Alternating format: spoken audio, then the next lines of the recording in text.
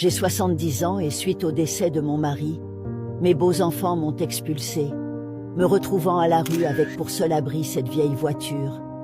Mais ils n'imaginaient pas que ce serait la plus grande erreur de leur vie. Je m'appelle Donia et j'ai rencontré mon mari Pedro sur un banc, alors qu'il nourrissait des pigeons. On était tous deux veufs et très seuls. Pedro avait 3 fils qui ne se souciaient pas de lui. Il ne voulait connaître que les fêtes, les voyages et était passionné de moto. Moi, j'avais une fille qui s'est mariée et qui est partie vivre dans une autre ville.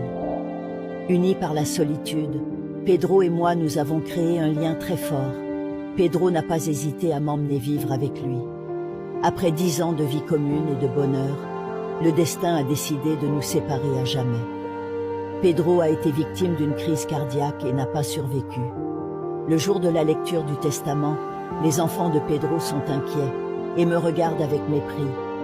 Mais ils ont fait la fête lorsqu'ils ont appris par l'avocat que leur père leur laissait presque tout, ne me laissant qu'une vieille voiture, sa vieille Ferrari qui ne fonctionnait même pas. Le même jour, ils ont pris mes affaires et les ont jetées par terre et m'ont expulsé de la maison en me disant des choses horribles.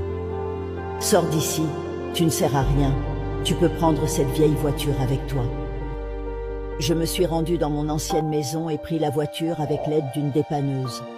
Un jour, je décide de monter dans la voiture pour la nettoyer, et lorsque j'ai abaissé le siège, j'ai vu qu'il y avait une valise et une lettre. Lorsque j'ai ouvert la lettre, mes yeux se sont écarquillés. Vous serez surpris de voir le contenu de la valise. Pour la suite, tapez partie 2 en commentaire.